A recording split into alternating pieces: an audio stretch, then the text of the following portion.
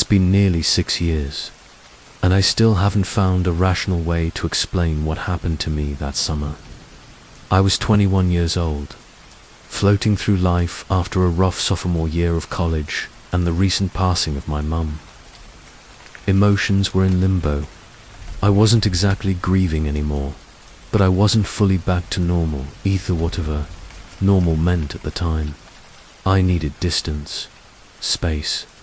So, when a friend mentioned that his uncle ran a set of rental cabins up in northern Minnesota and needed a maintenance hand for a few weeks, I said yes without even asking for the pay.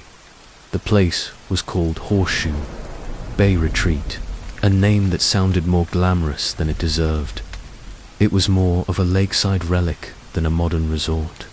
12 one-story cabins scattered along a tree-covered shoreline, each with outdated paneling, dusty board games, and furniture that hadn't been updated since the mid-80s.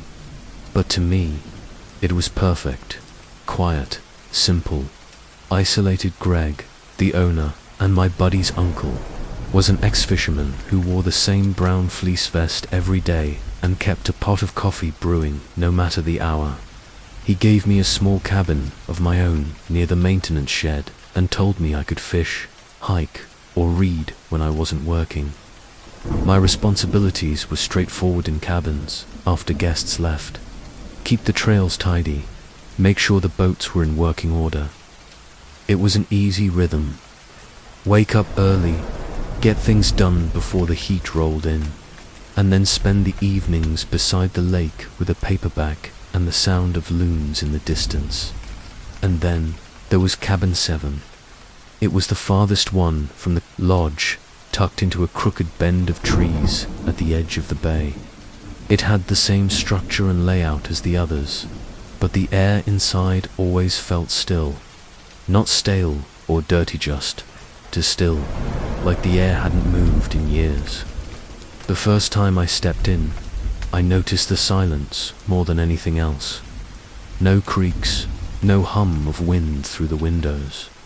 Just that weird, breathless stillness.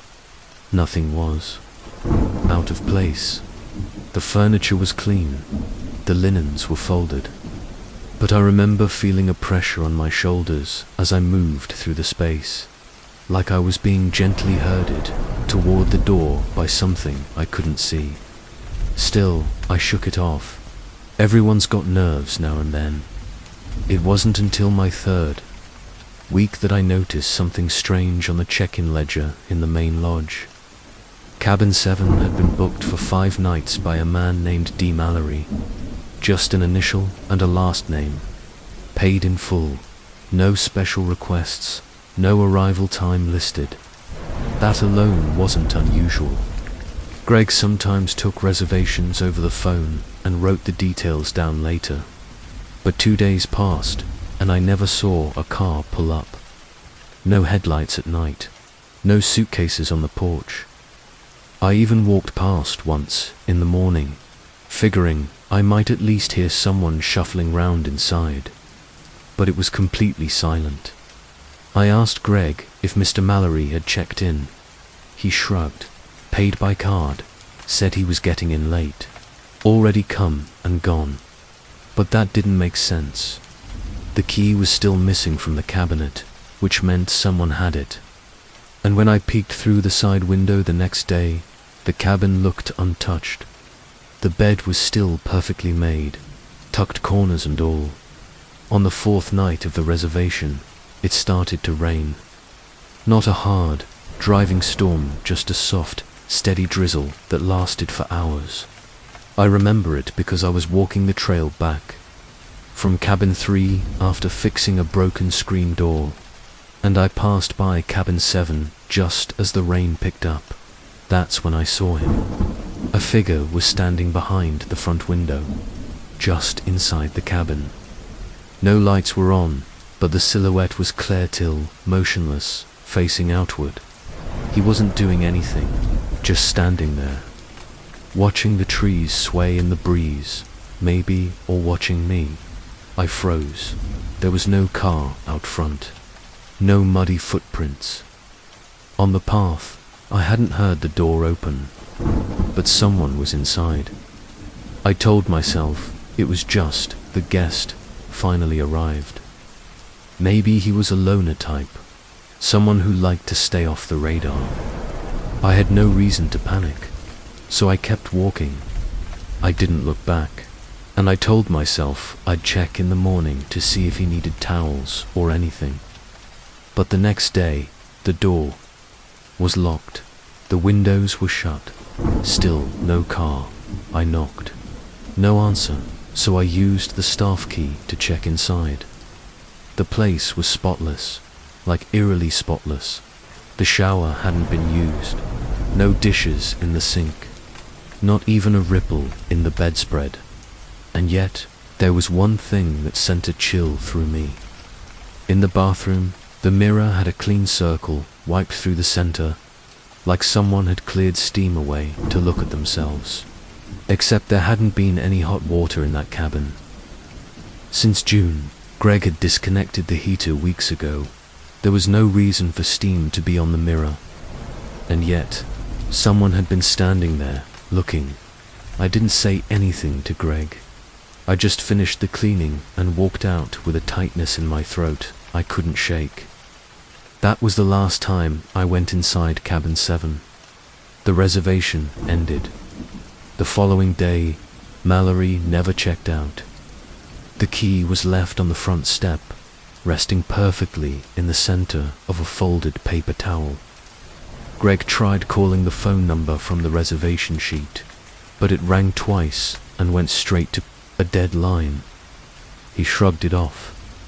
"Some guests are weird," he said. A week later, I was flipping through some of the old guest logs in the maintenance shed. Greg had me sorting them for tax season, and when I came across one from 2004, I saw the name again. D. Mallory, cabin 7, 5 nights, same exact week, same signature, same details. I flipped back to 1998. There it was again. Mallory cabin 7, 5 nights. Always the same. Always 5 nights. Always cabin 7. I stared at the entries for a long time. Then I set the binder down and went outside into the rain, letting it soak into my shoulders, while I sat at the edge of the dock. That night, I dreamed of the silhouette behind the window again. Only this time, he wasn't looking out, he was looking in.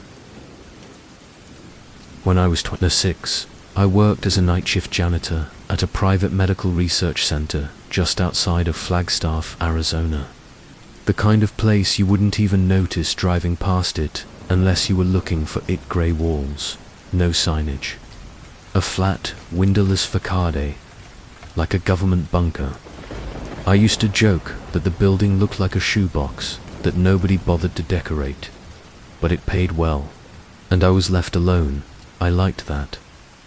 After years of service, jobs, and retail, the quiet was a relief. My shift started at 10:30 p.m. sharp and ran until 6 a.m. 5 nights a week. No patients, no doctors, just security, a skeleton crew of 2 or 3 researchers working late, and me. The building had 5 floors, though the top 2 were restricted. Level 1 was reception and admin, 2 and 3 were labs and workspaces, and 4 and 5 were used for what they called containment testing. I never saw anyone go in or out of those floors. The elevator required a badge that I didn't have, and even the security guards weren't allowed up there without clearance. It all felt a bit too much for a building that supposedly dealt with pharmaceutical research. I kept my head down and stuck 2 floors I was paid to clean. I had my checklist: break rooms, bathrooms, stairwells, and common areas. I was allowed to wear headphones while I worked, as long as I stayed alert for emergencies. Most nights I'd listen to a podcast, wipe down countertops, empty trash, mop the lobby, and go home before the sun rose. Uneventful, almost comforting in its routine. Until one night, around mid-June. It was a Tuesday, I remember that, because Mondays were always busier. People came in early to catch up, left more trash behind. But Tuesday nights were quiet, silent. Even that night, the rain had started to fall just after midnight.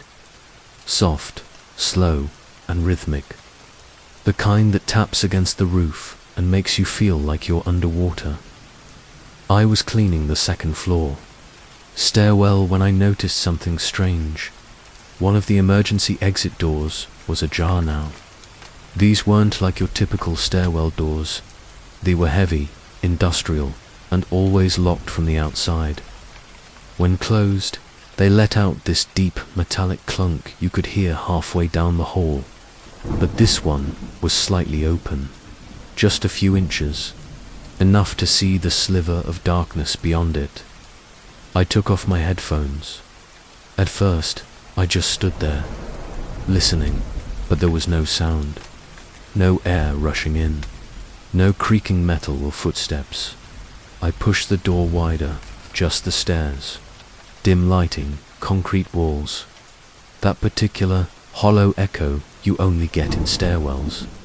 But something about the silence struck me, not the peaceful kind. This was heavy, like the building was holding its breath. I stepped into the stairwell, letting the door shut behind me with a soft click. And that's when I heard the footsteps. They weren't fast, just steady, someone descending slowly from the floors above. At first I thought it might be one of the researchers, maybe, someone with higher clearance heading down from the restricted floors. But I didn't hear any doors open. The steps just kept echoing down, as if whoever it was had been walking for a long time. I backed up toward the second floor landing and waited. The lights in the stairwell were you'd think that meant they all came on at once, but they didn't.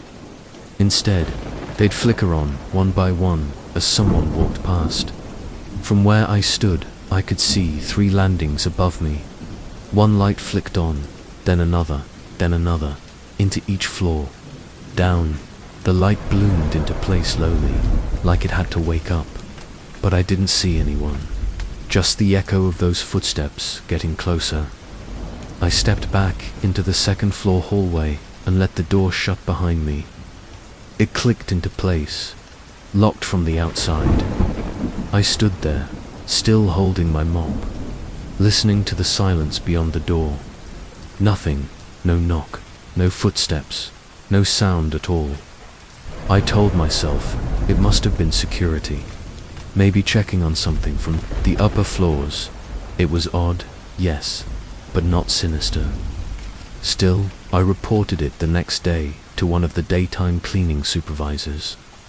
He nodded, jotted it down on a clipboard, and said he'd inform building operations. That was it. But the next night, the same thing happened.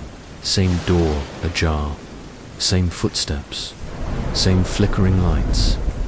Only this time, when I turned to leave the stairwell, I heard something new. A voice. It wasn't a scream. It wasn't even loud.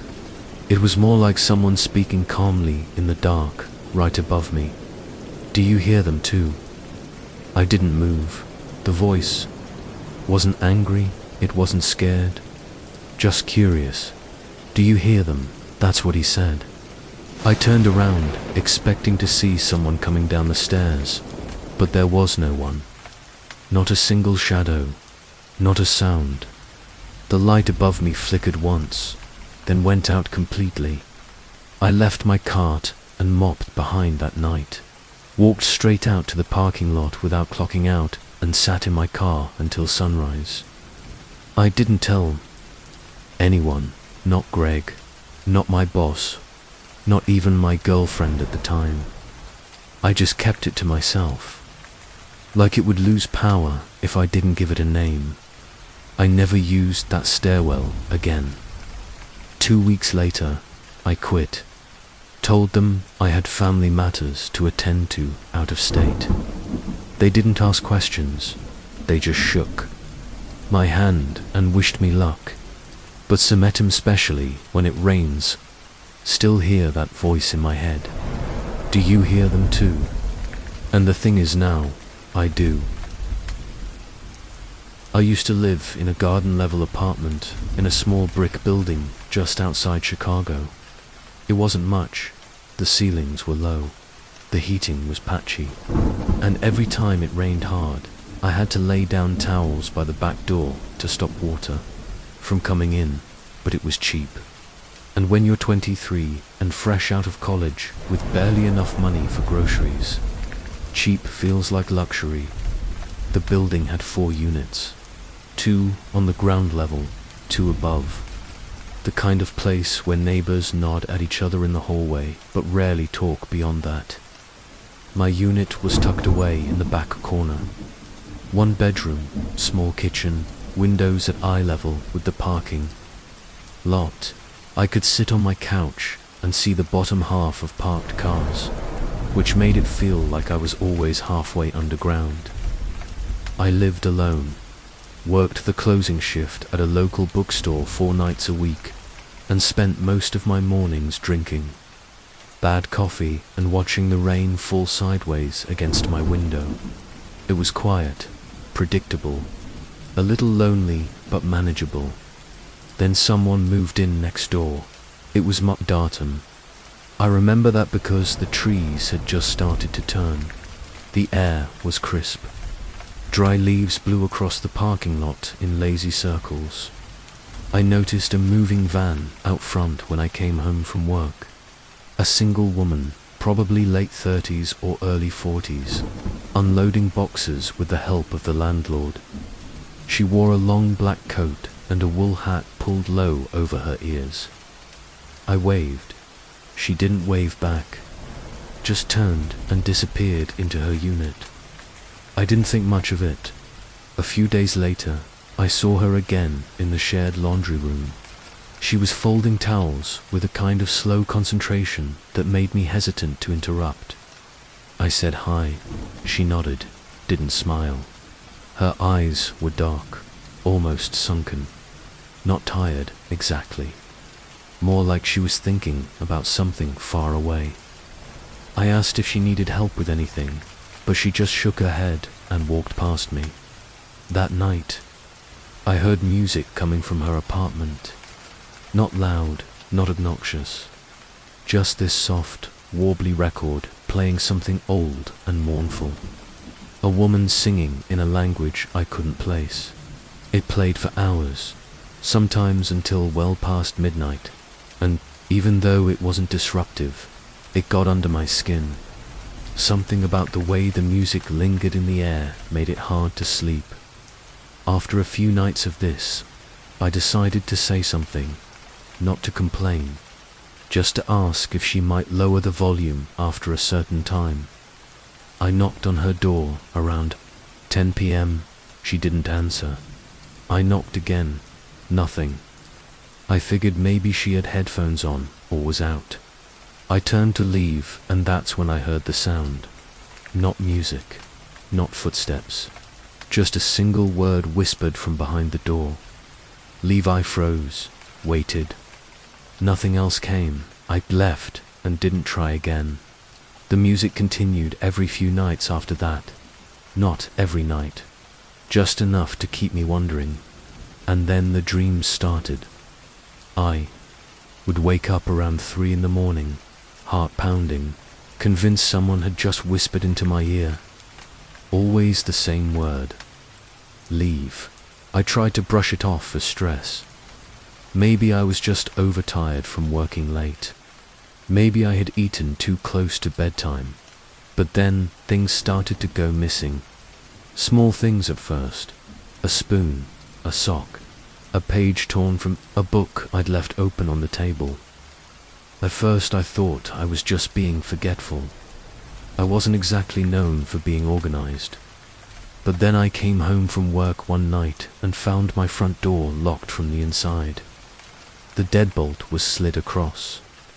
I always left it unlocked when I went out, because the main building door had a secure code and I never liked carrying too many keys. I had to knock until one of the upstairs neighbors came down and helped me call the landlord. He was annoyed, said I probably forgot and locked myself out, but I knew I hadn't. The next morning, I found muddy footprints on my kitchen floor, just two, leading in from the back door and stopping at the sink. No trail back out. I told the landlord, he promised to change the locks. Said there had been issues before with old tenants making copies, but I knew it wasn't that dot. I started sleeping with the light on. I stopped listening to music. I kept a knife by the side of my bed. Even though I hated the feeling of being that paranoid a few nights later, I was brushing my teeth when I heard something singing very faint, just beyond the bathroom vent. I leaned in and listened. The same song I had heard from my neighbor's apartment, only this time it wasn't coming from the wall. It was coming from inside the vent, like someone was crouched in the duct, humming quietly to themselves. I stood, frozen for a moment, then turned off the light and backed out of the room. I didn't sleep that night. The next day, I asked the landlord for her full name. Said I needed it for a package that had been misdelivered. He looked confused. He said the unit next to mine was still vacant, had been since spring. I told him that wasn't possible, that I had seen her move in, that I had heard her music, that I had spoken to her. He stared at me. "You're in Unit 1B, right?" I nodded. He pulled out a clipboard and showed me the list. Unit 1A, vacant Unit 1B, me Unit 2A, elderly couple Unit 2B, vacant. That's when I packed up. I didn't have a plan. I didn't even know where I was going to sleep that night. I just knew I couldn't be in that apartment anymore. I left behind a couch, a lamp, and a dresser full of clothes, grabbed a suitcase, locked the door, and never went back. A few months later, I looked up the address online. There was a news article, old, dated almost 10 years before I moved in. It was about a woman named Elaine Massa. Lived alone in the garden unit, kept to herself. Neighbors said she was quiet, played strange music. They found her body slumped over the laundry machine. Cause of death undetermined. They buried her under a fake name because no family ever came forward.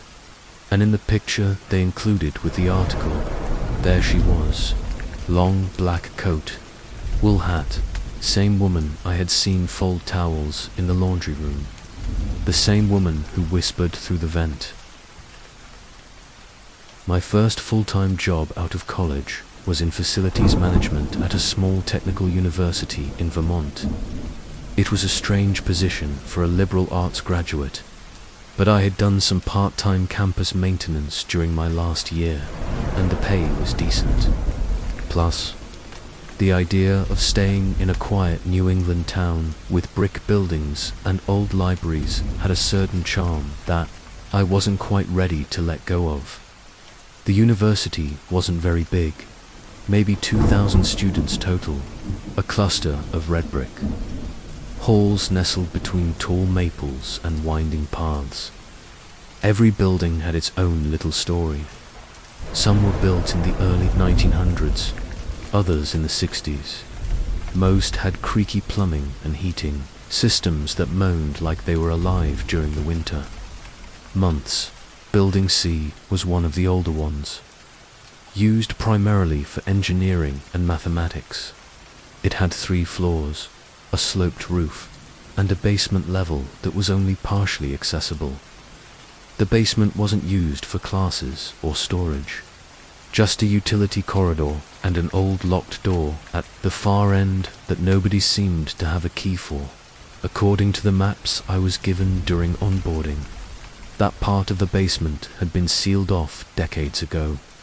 It didn't take long before I started hearing stories about Building C. Most of them came from the custodians, men and women who had worked there for years. They would mention things in passing, that the air always felt heavier in the stairwell, that sometimes they'd come in to find doors wide open after locking them the night before, that the lights in the basement hallway never stayed on longer than a few minutes, no matter how many times maintenance replaced the motion sensors. I chalked it up to old wiring and exaggeration, until I was asked to supervise a rewiring project. For the southern end of Building C, it involved accessing the utility panels in the basement hallway and coordinating with an outside electrical contractor. Simple stuff. I met the crew around 9 in the morning, walked them through the blueprints, and showed them the stairwell. We flipped on the lights as we descended. The air changed the moment we stepped into the basement. It wasn't cold exactly, just dense. The walls were narrow. Pipes ran along the ceiling. And about 30 feet in, the corridor turned and came to a dead end at that sealed door. Rusted, bolted, covered in faded warning stickers that had peeled with age. One of the electricians, a guy named Ray, asked what was behind it. I told him. I didn't know that, as far as I understood, it hadn't been opened in decades. We went about our work. I stayed with the crew for a few hours and then left to handle another task across campus. I came back around to check on their progress and found the hallway dark. No sound, no equipment, no crew. I called Ray's number. No answer. Then I noticed something strange. The sealed door at the end of the hall was open, not broken, not forced, just slightly ajar. I stepped closer, calling out. Still no reply. I pushed the door open and was hit with a wall of stagnant air.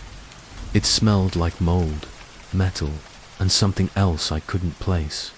Beyond the door was a tunnel, low ceiling, concrete walls, a narrow set of tracks embedded in the floor like it had once been part of some kind of underground transport system. There were no lights inside, just a dull glow from a utility lamp the crew had left at the threshold. I took one step in and immediately heard it. A dragging sound. Far off, too far to be footsteps.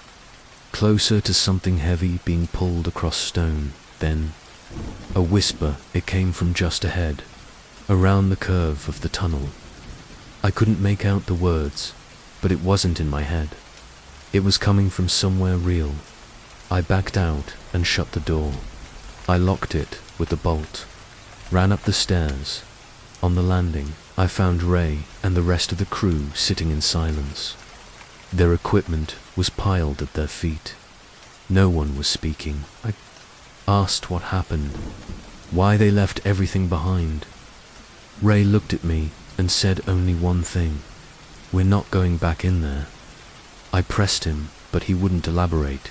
Just told me they would file an incomplete work report and take the pay cut. That no job was worth staying in that tunnel. Later that night, I returned to the hallway with a flashlight. The bolt was still in place, but something had been scratched into the concrete just below the door. A line of words, fresh, as if written, with a key or a nail. No matter where you go, we are still beneath Y.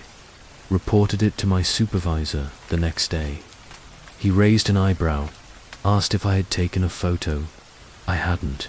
By the time anyone else came to see it, the writing had been scrubbed away. Someone had power washed the floor, as if it had never been there to begin with. The door was resealed with a steel plate. The following week, nobody ever spoke about it again. But the next time, it rained hard and the air in Building C grew thick. And still, I walked down to that hallway just to check. And when I stood in front of that door, I swear I could still hear it. The dragging and the whisper, waiting. A few years ago, I took a seasonal job as a fire lookout deep in the Montana wilderness. I had just turned 29 and needed a break from people. I was burned out from years of working tech support, answering calls from angry strangers, staring at screens for hours on end. So when I found the listing for a remote tower needing someone to fill in for 6 weeks, I packed up what little I owned and went. The tower was perched at the edge of a long ridgeline in the Kootenay National Forest, 40 feet high, made of wood and steel, with a wraparound deck and a narrow ladder that groaned under your weight. From the top, you could see nothing but trees for miles. No trails, no cabins, no phone signal. The only connection to the outside world was a two-way radio and a supply truck that came once a week. Most days were uneventful. I'd wake up with the sun, check wind conditions, log temperatures, scan the treetops with binoculars. The work was solitary but simple, and the silence wasn't lonely.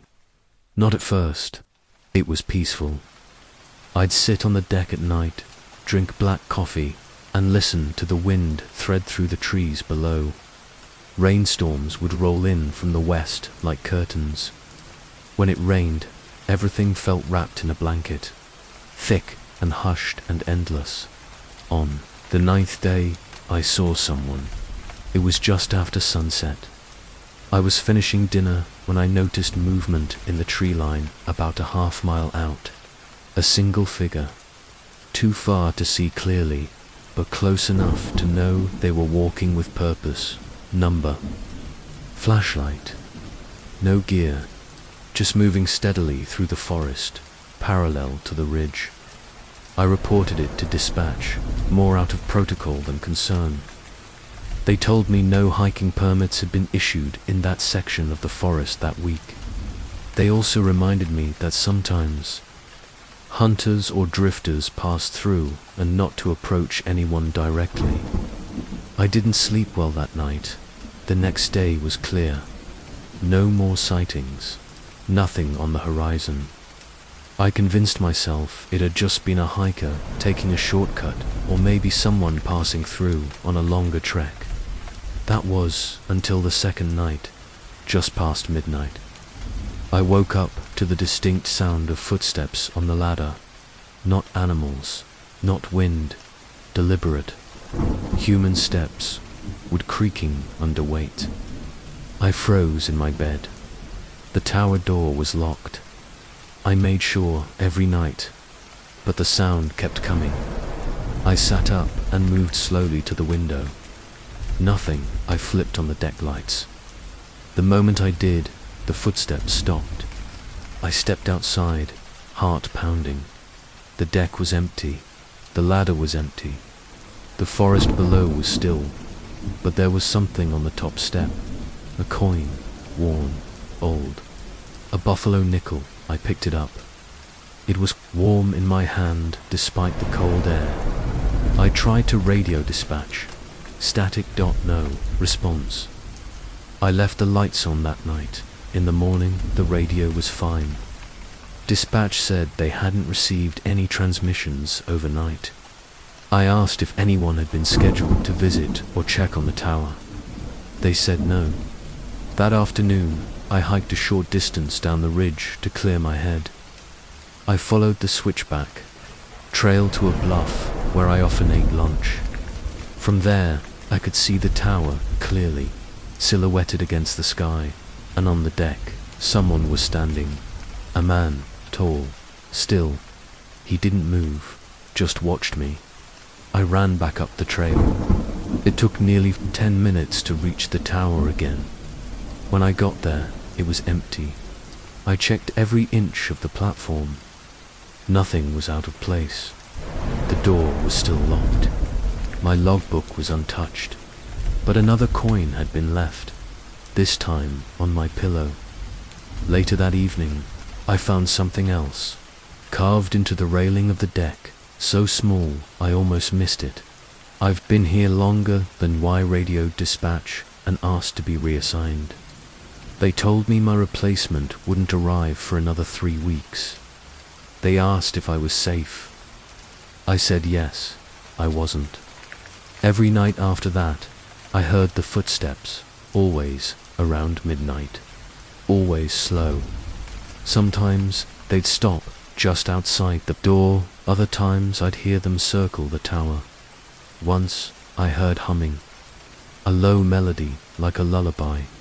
The coins kept appearing, under my boots, on the deck, on the bathroom sink, different coins, all old, all worn. On my final night, I didn't sleep. I stood on the deck with a flashlight and waited. The forest was silent.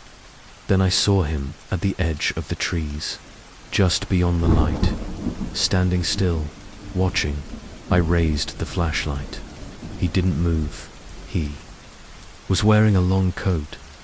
His face was hard to make out, but I could feel him watching me, not with curiosity, not with anger, just waiting.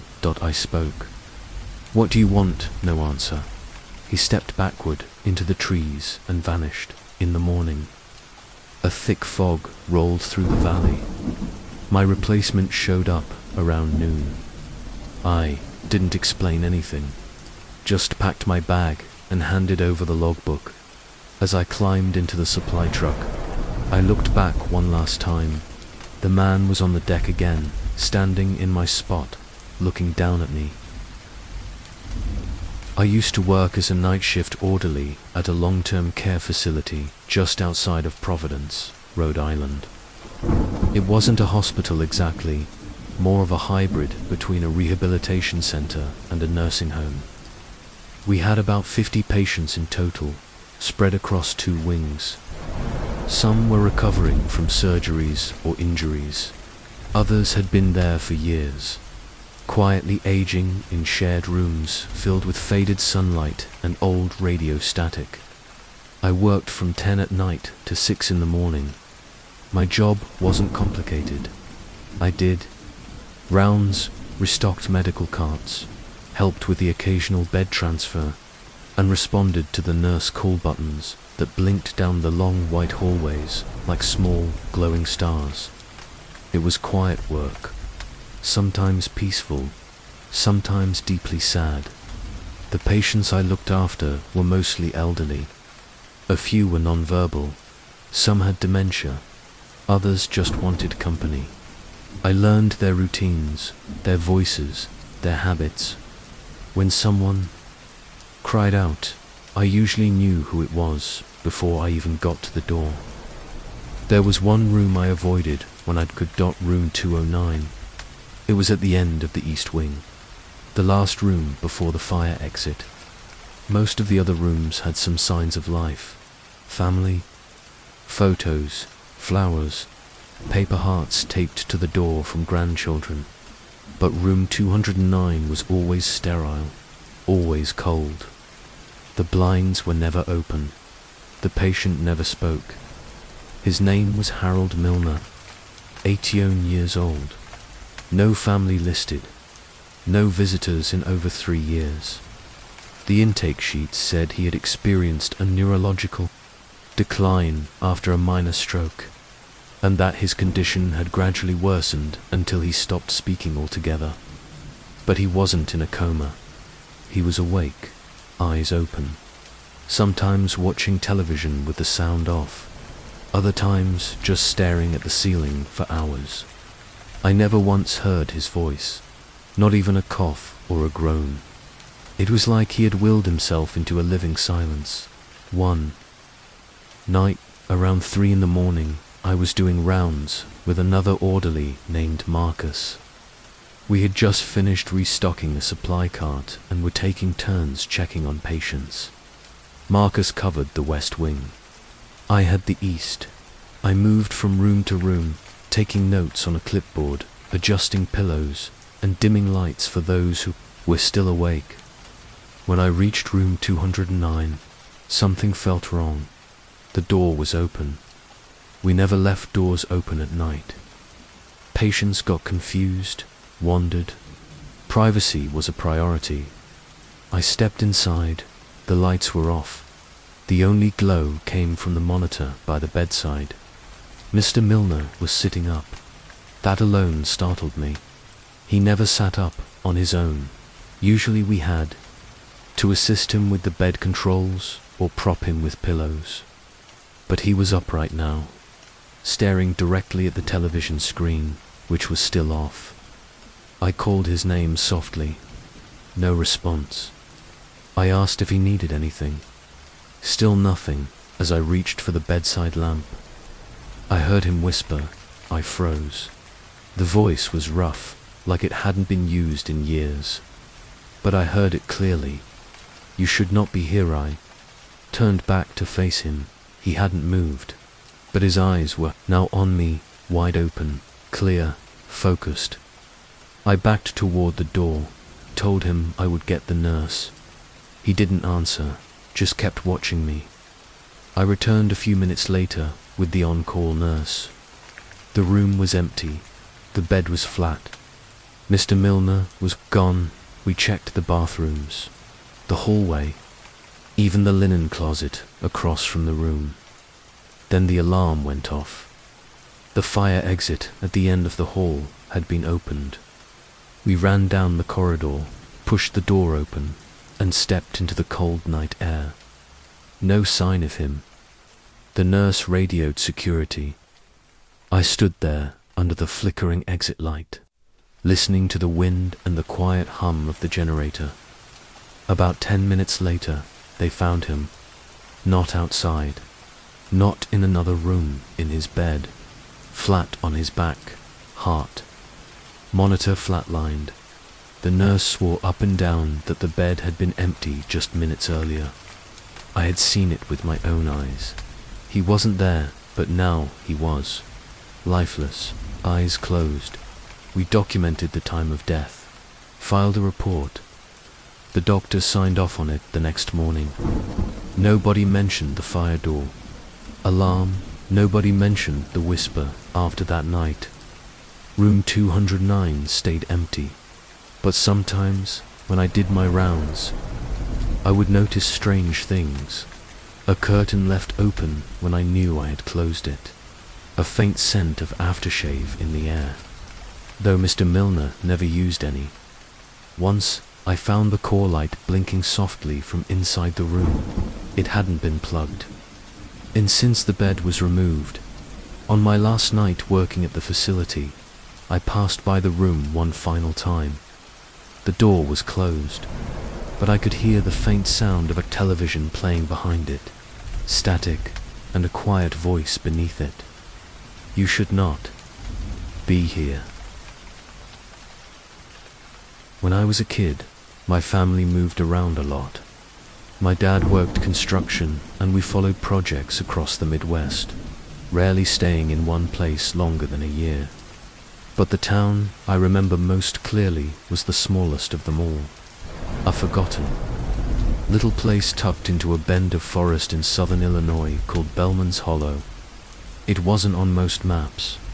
You had to take an unmarked turnoff from a state road, drive past a collapsed grain elevator, then cross a narrow bridge that creaked under your tires.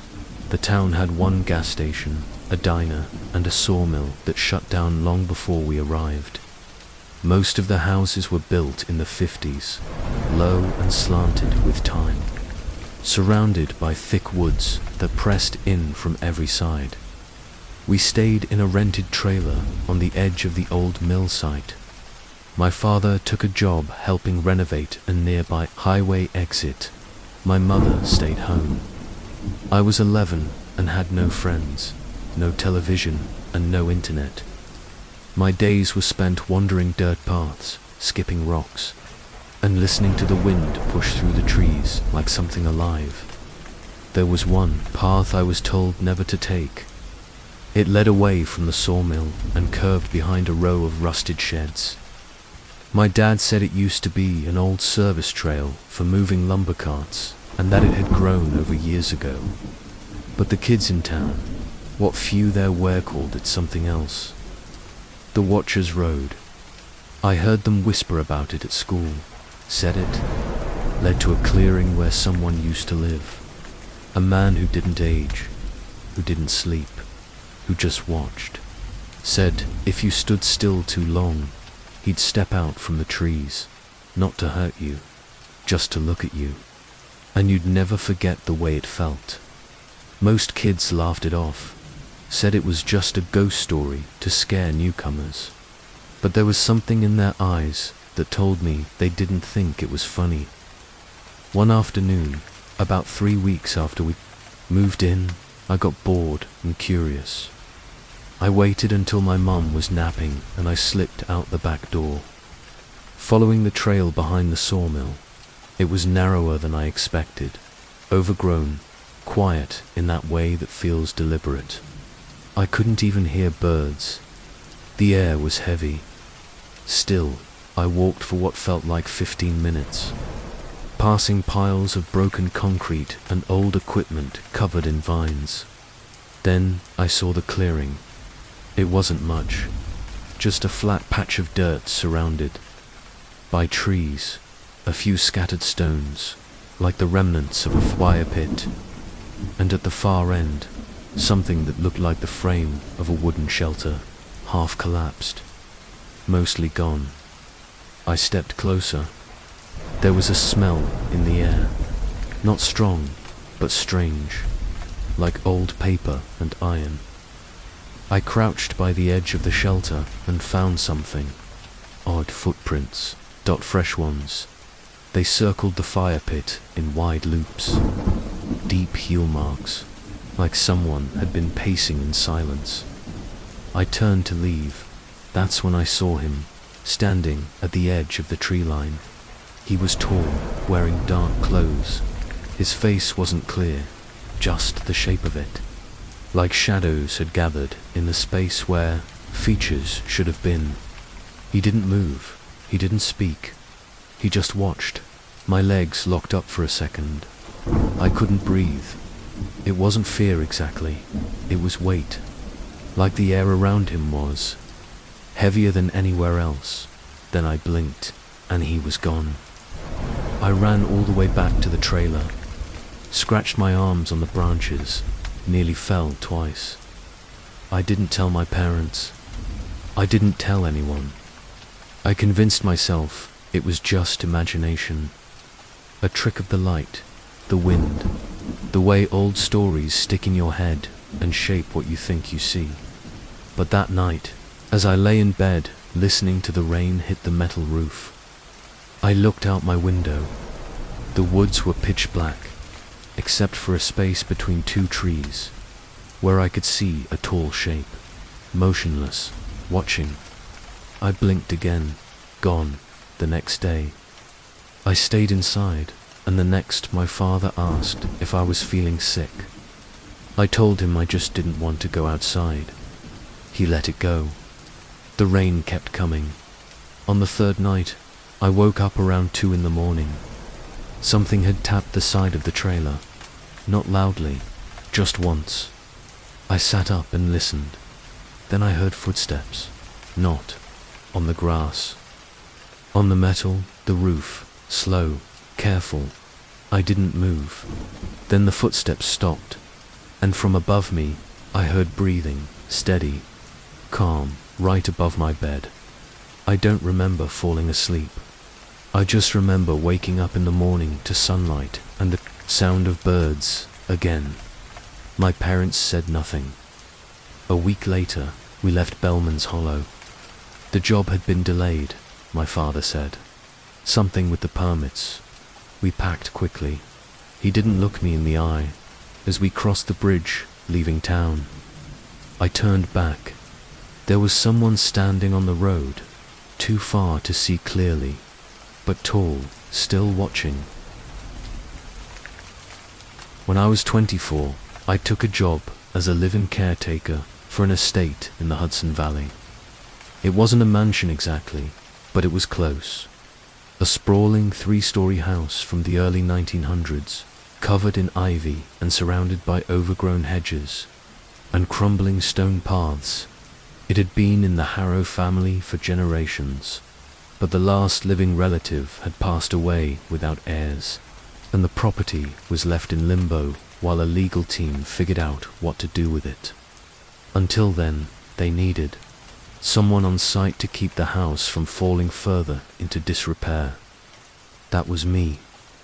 I stayed in a small guest room on the second floor, submitted weekly reports to the estate lawyer, and made sure the house didn't burn down or get looted by kids with flashlights. They told me it would be easy, quiet, isolated. I liked that idea. At first, it was just as they said. Quiet, peaceful, the kind of silence that feels thick enough to touch. I'd spend my mornings walking the perimeter, inspecting windows, clearing fallen branches. Afternoons, I'd read or nap. And in the evenings, I'd sit in the old conservatory with a mug of tea, listening to the rain slide down the glass panels overhead. I didn't even explore most of the house. There were entire wings I left untouched.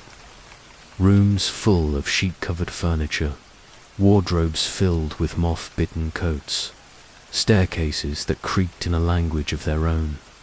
But there was one room that pulled at me, the piano room. It sat at the far end of the east wing, just past the dining hall, a circular chamber with arched windows, a chandelier, and a grand piano at its center. The windows were clouded with dust. The air smelled of old wood and mildew, and the wallpaper had curled away from the plaster like peeling skin. But the piano was immaculate, polished, untouched by time. I didn't question it. I figured someone had kept it up before the house was abandoned. Maybe the lawyer, maybe a cleaner. It didn't matter until I started hearing the music. Always at night, always faint, soft piano notes drifting through the walls while I lay in bed. At first, I thought it was the wind, a trick of the house shifting under its own weight. But it happened again the next night, and the next, always the same melody, something gentle, sad. I asked the lawyer if anyone else had access to the house. He said no, just me. The locks were changed. The grounds were private. I stopped sleeping well.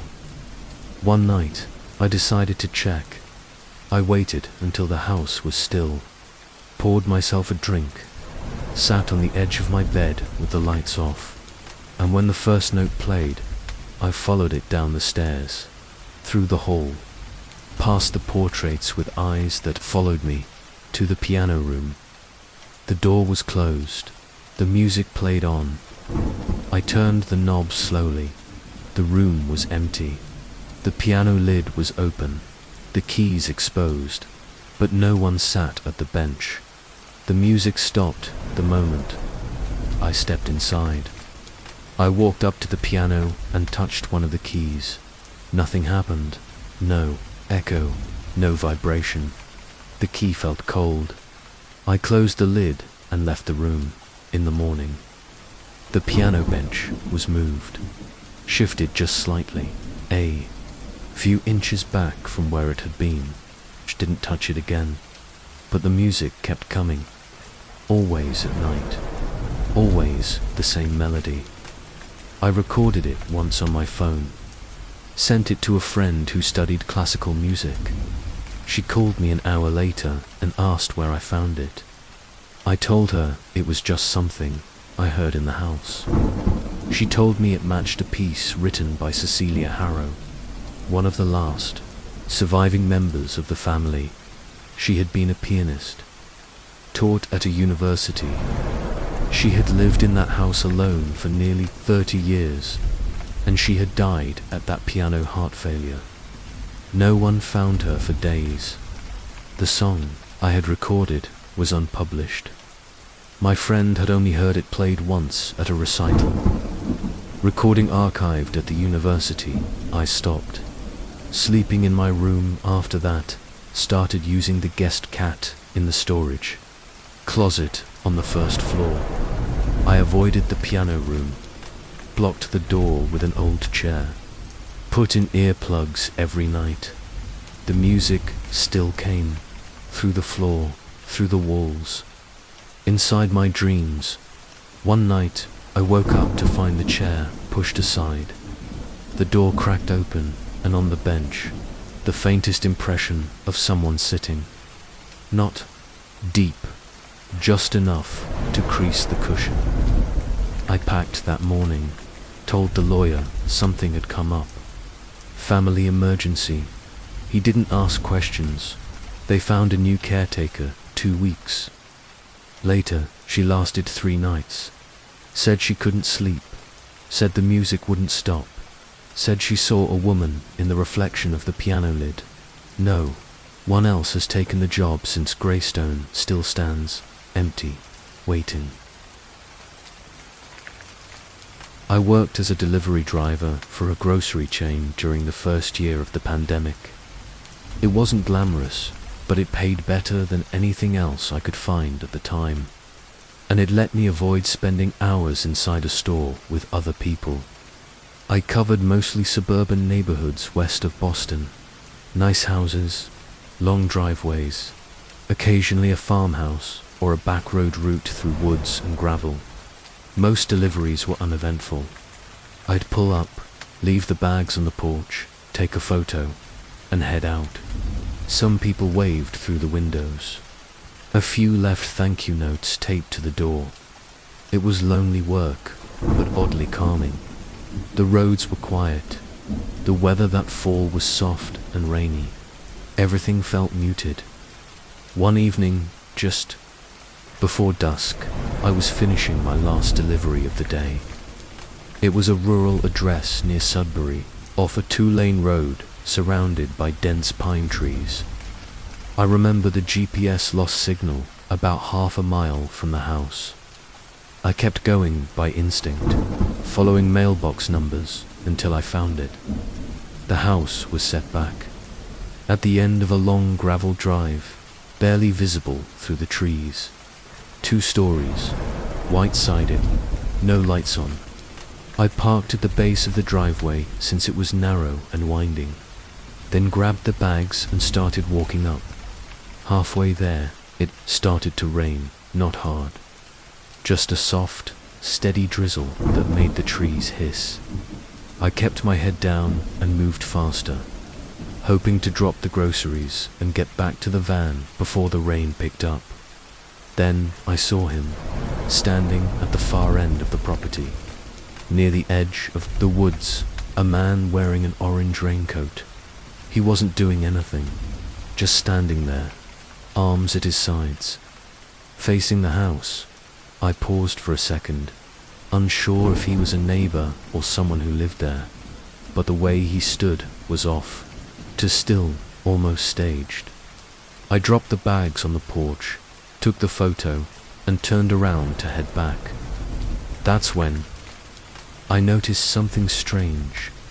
The man had moved closer now, standing near the tree line on the opposite side of the driveway, still facing the house, still not moving. I walked faster. When I reached the van, I looked back again. He was gone. The driveway was empty. I got in and locked the doors. It was probably nothing. Maybe someone cutting through the woods. Maybe a scarecrow or trick of the rain. But something about it lingered with me. I finished my route and went home that night. I had a dream. I was back on the driveway, but this time the man in the raincoat was standing directly in front of me. Couldn't see his face. The hood was up. His posture was rigid, but I could feel him watching me. I woke up before anything happened, brushed it off, went back to work the next day. 2 days later, I got a new delivery for the same address. I hesitated, but accepted it. Told myself I was being ridiculous. When I arrived, it was just after noon. No rain, clear skies. The house looked the same, still no lights, still silent. I walked up the driveway. The groceries were heavier this time. I stopped halfway to adjust the bags and caught a glimpse of something to my left. He was there again, standing behind a row of trees, Same coat, same posture. Only now I could see his head was tilted slightly, like he was listening. I didn't wait. I dropped the bags on the porch without taking the photo and ran back to the van. I drove straight to the store and asked to speak to my manager. I told her what happened, that I didn't feel safe delivering to that address anymore. She looked up the account, said it had been flagged for inactivity. No one had placed an order from there in over 3 weeks. I told her that couldn't be right. I had delivered there twice that week. She frowned, pulled up the logs. Nothing, not a single entry. She said maybe it was a glitch, that the system auto-sent old routes, but she agreed to remove the address from my schedule. I should have left it alone, but later that week, curiosity got the better of me. I drove back out to the area on my own time. I followed the same road, past the same trees, turned onto the gravel drive, but the house was gone. Not just abandoned, gone. Nothing there but a patch of empty dirt and tire tracks fading into grass. I got out, walked around, trying to make sense of it. That's when I heard the rain, a soft hiss in the leaves overhead. I looked up the sky, but the sound kept coming. I turned toward the woods, and there he was, closer now, standing just a few feet inside the trees, watching, not moving. I didn't run. Something about the way he stood made my body lock up. I blinked. He was gone. I got back in my van, shaking. I never went near that area again, to this day.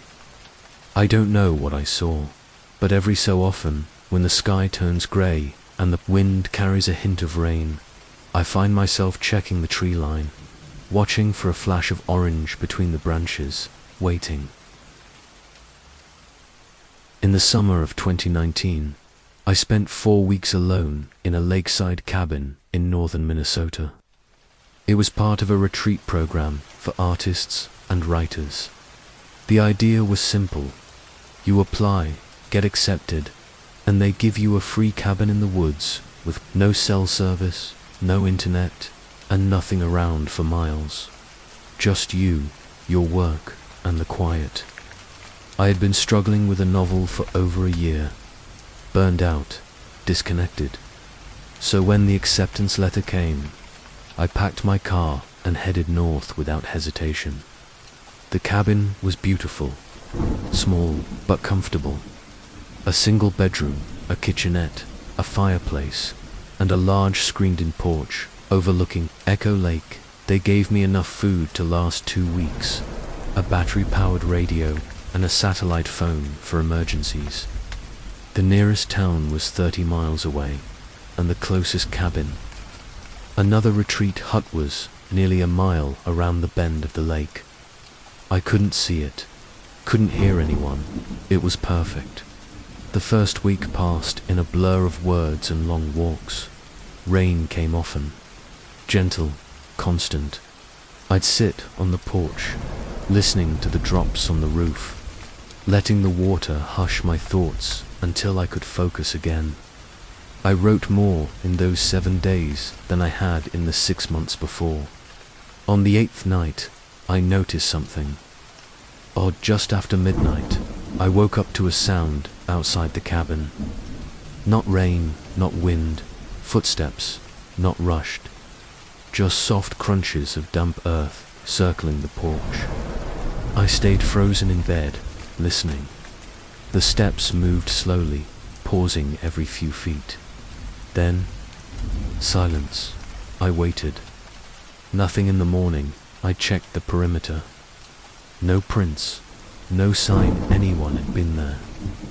I chalked it up to a dream or an animal and moved on. 2 nights later, the footsteps came again. Same time, same pattern. Only this time, they stopped right outside the screen door. Then I heard a sound aisle. Never forget, a breath. Just one, drawn in, held, then let out, long and slow. I stayed in bed, heart pounding, Eventually, the sound faded. I fell asleep sometime after dawn. The next morning, I noticed something. A handprint, faint but unmistakable, pressed into the condensation on the outside of the porch screen.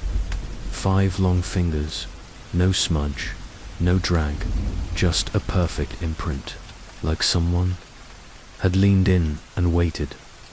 I considered calling the emergency number, but what would I say? That someone was breathing on my porch at night, that I found a print in the morning dew. Instead, I started locking the cabin door at night, something I hadn't done before. The woods felt different after that. Not unsafe, just watched.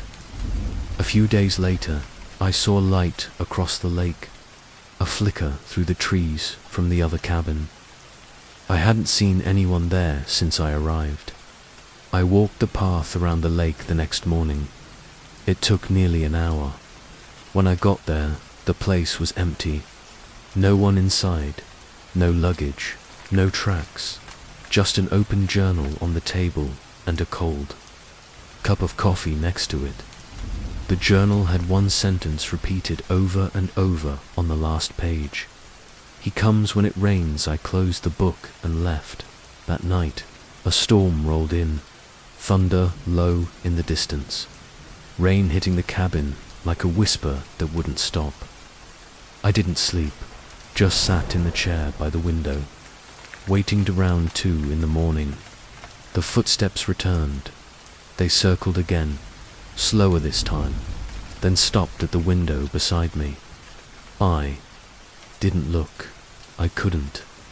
I just sat still, listening to the breath on the glass, watching the condensation form around the spot where someone stood in the morning. I packed my things. I didn't wait for the retreat to end. I didn't contact the program. I just left.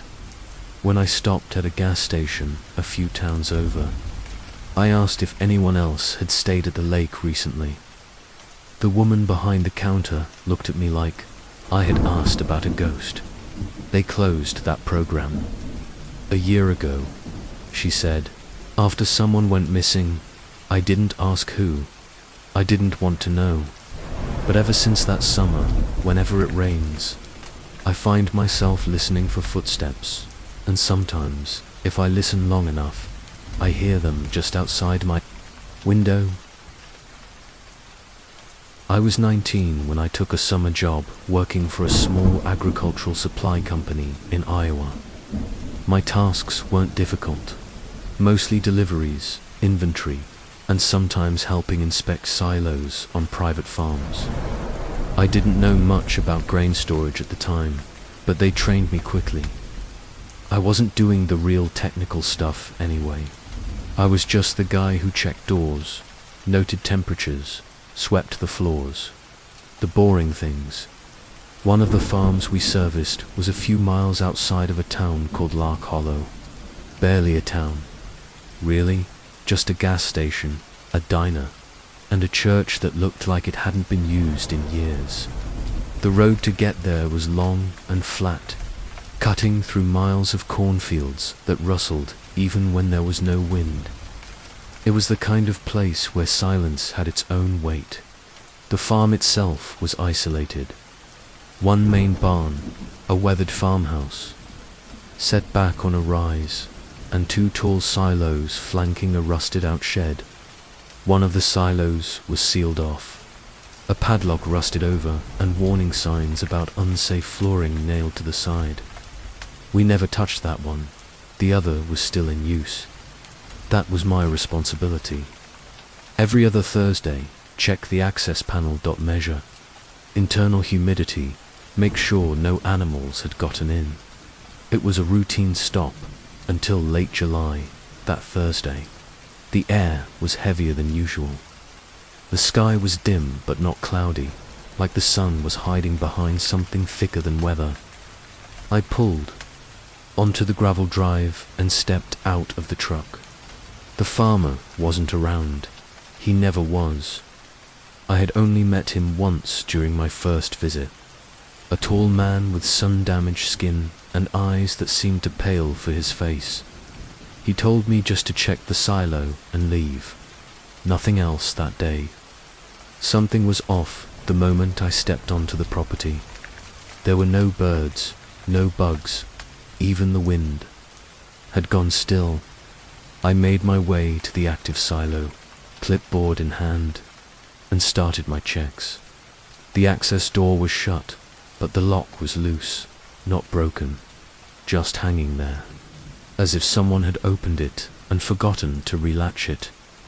That wasn't protocol, I wrote it down. I opened the door and climbed the steel ladder up the side to the small catwalk halfway up. From there, I could peer into the silo through a grated inspection hatch that it was dark inside, too dark. I pulled out my flashlight and clicked it on. What I saw made me pause. The grain wasn't level. It had formed a dip in the center, a depression, almost like something had sunken into the pile. That happens, sometimes. Settling, moisture, rats. But this was different. The dip was deep, sharp, and at the very center, there was something metallic reflecting the beam of my flashlight. It wasn't grain equipment. It looked like a handle. Before I could lean closer, I felt the vibration, a hum beneath my boots, steady and low, like a generator buried under the earth. I stepped back and shut the hatch, climbed down slowly. When I reached the ground, I turned to leave. That's when I noticed the light coming from the sealed silo, a faint glow leaking from beneath the rusted door. It pulsed like a heartbeat, faint, then strong, then fading again. There was no power source connected to that silo. No generator, no cables, no reason at all for light to be coming from inside. I walked toward it slowly, my steps crunching over gravel. The padlock was still in place, unmoved, but the light was definitely coming from within. I leaned in and pressed my ear to the metal dot silence, then a sound. Not machinery, not wind, breathing slow, ragged, like someone who hadn't taken a real breath in years. I stumbled back, left the clipboard on the ground, got into the truck and drove. I didn't report what I saw. I just skipped that location the next time it came up on the route. Told my manager there were scheduling conflicts. No one asked questions. 2 weeks later, I was called into the office. They told me the owner of the Lark Hollow property had passed away. Heart failure. Found in his truck. The farm would be shut down and sold off. I didn't say anything. That should have been the end of it. But a month later, I started seeing the light again. Not at the farm.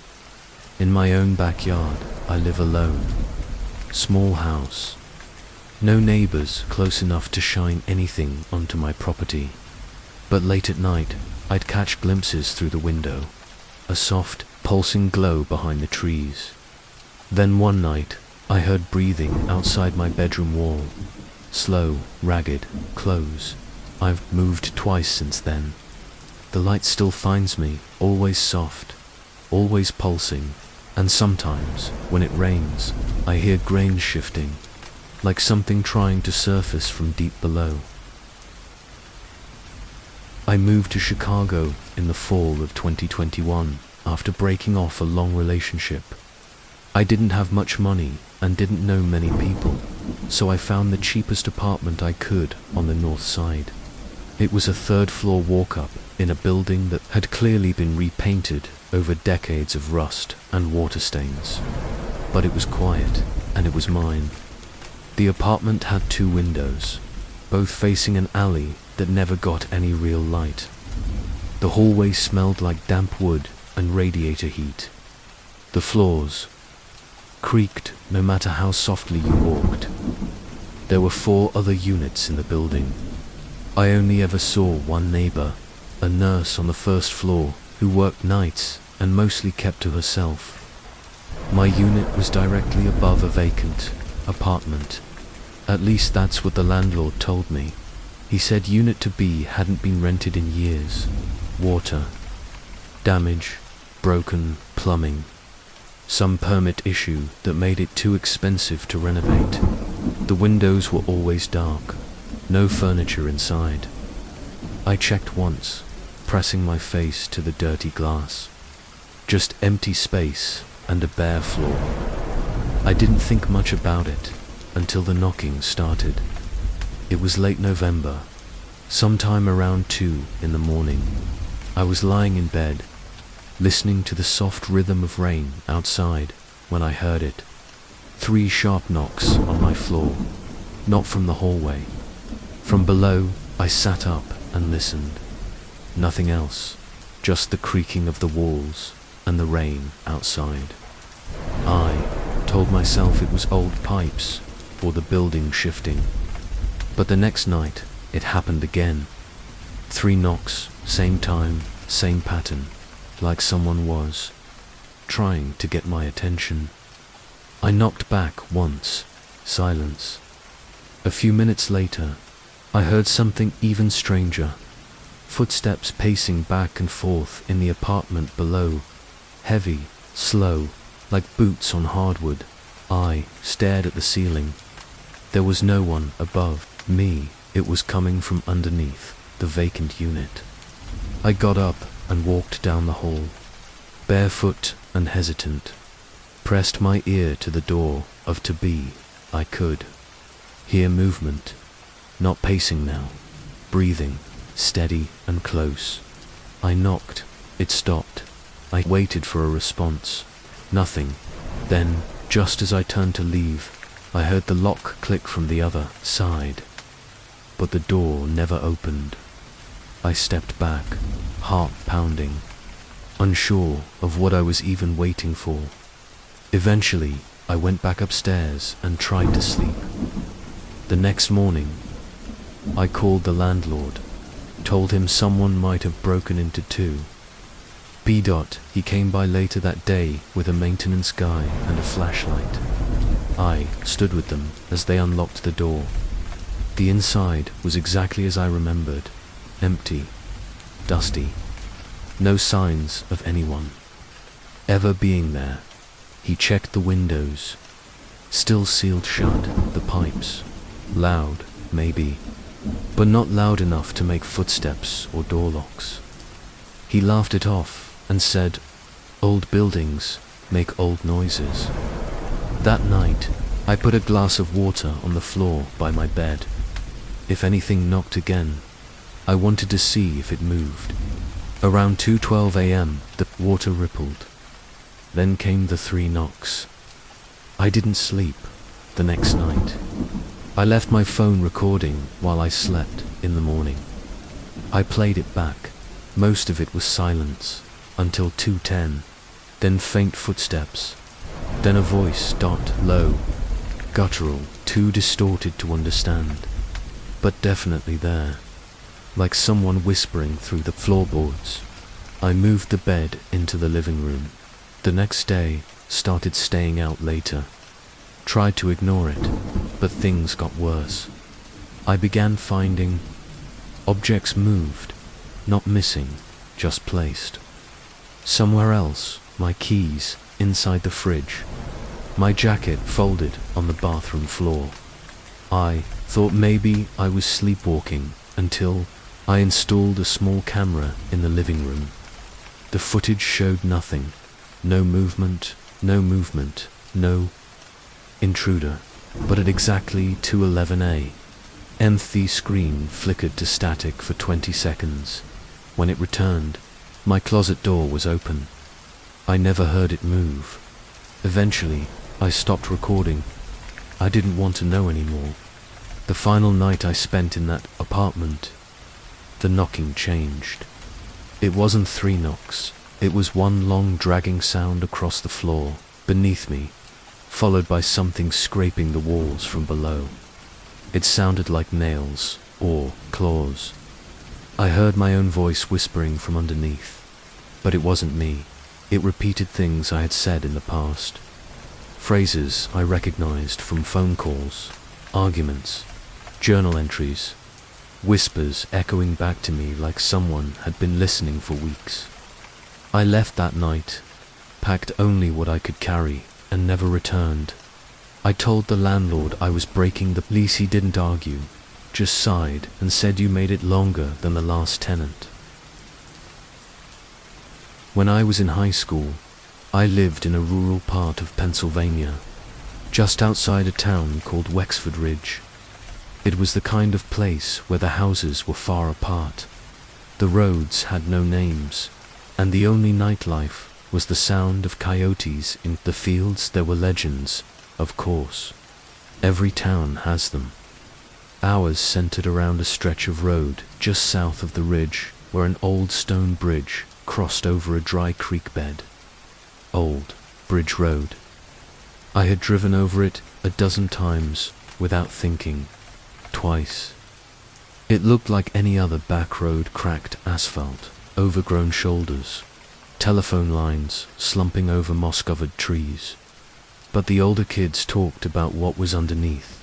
A tunnel, hidden just beneath the bridge. No one knew why it was there. It wasn't listed on any maps. Some said it had been part of a mining route back in the 1800s. Others claimed it had been sealed up after someone went missing in the woods. You couldn't see it from the road. The entrance was down a steep embankment, hidden behind vines and brambles, barely wide enough for a person to squeeze through. One autumn night during my senior year, I went looking for it. It wasn't some dare or thrill-seeking stunt. I had just broken up with someone.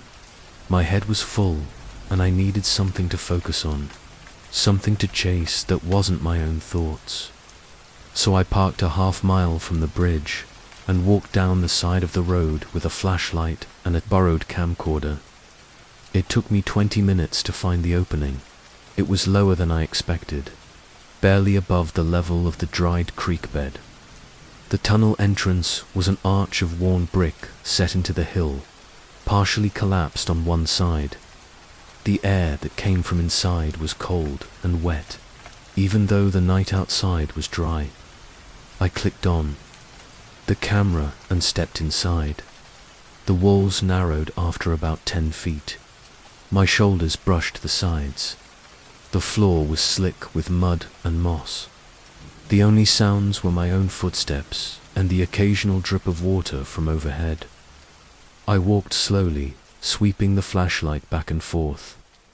The bricks were carved with initials, some dating back decades. But deeper in, the markings changed. Weren't names anymore. Just symbols, circles, arrows, jagged slashes, like someone had scratched them in a panic. I stopped when I reached a metal door. It was bolted shut, covered in rust. The kind of door you'd find in a basement or an old maintenance tunnel. I leaned closer and saw something faint etched into the center. Not scratched, carved, "Help May." Didn't move. Then I heard the sound. Not. Footsteps, breathing, right behind the door. It was slow, deliberate, like someone standing just inches away. Matching my rhythm, I backed up and the breathing stopped. That was enough. I turned and started back the way I came, only to find that the tunnel behind me looked different. Longer, darker, colder, like it had stretched while I wasn't looking. I walked faster. After what felt like 20 minutes, I reached the entrance, but something was wrong.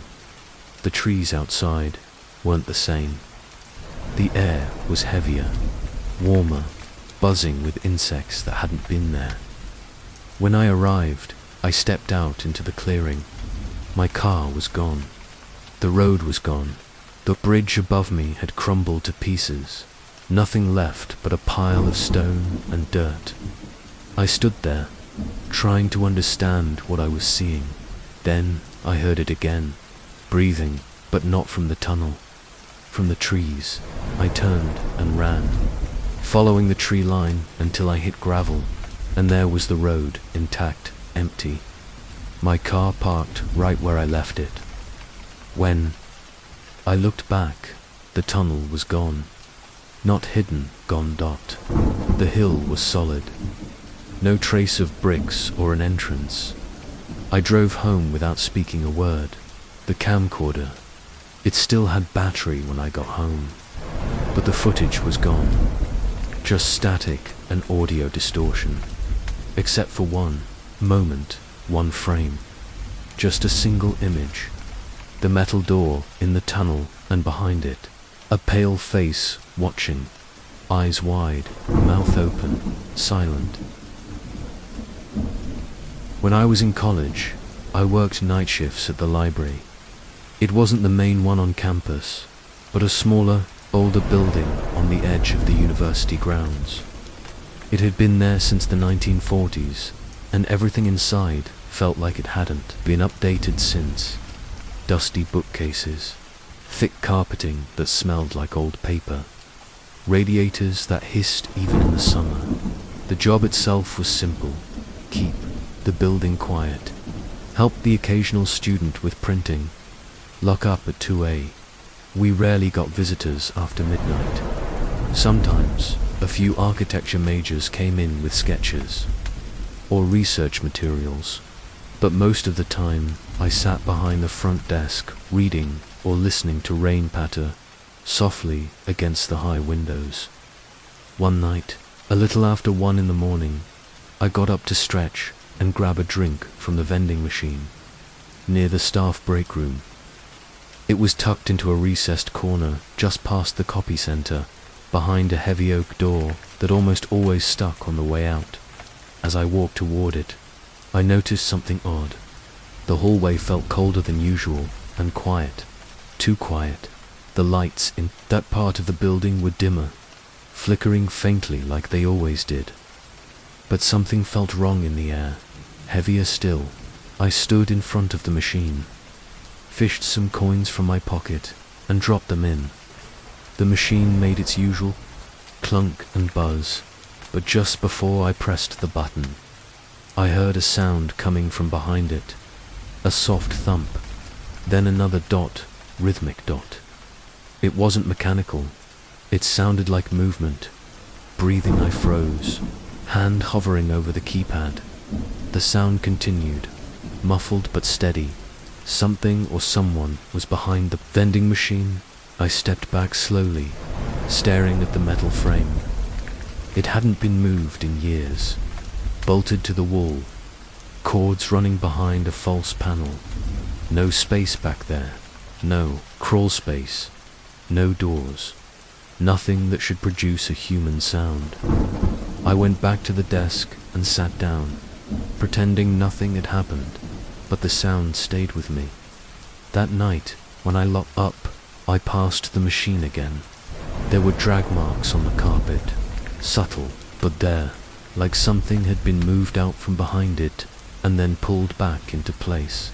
I didn't sleep when I got home 2 nights later. I brought a flashlight. I waited until just before close and went back to the machine. I shut off the hallway lights so I could hear better, and the sound was there. Again, now louder, like something shifting its weight behind the metal. A slow scrape. Across the wall, I turned on the flashlight and looked carefully around the edges of the machine at the bottom. Near the floor, there was a narrow gap between the wall and the baseboard, too small for a person, but something was wedged inside. A torn piece of cloth. I'd pulled it out.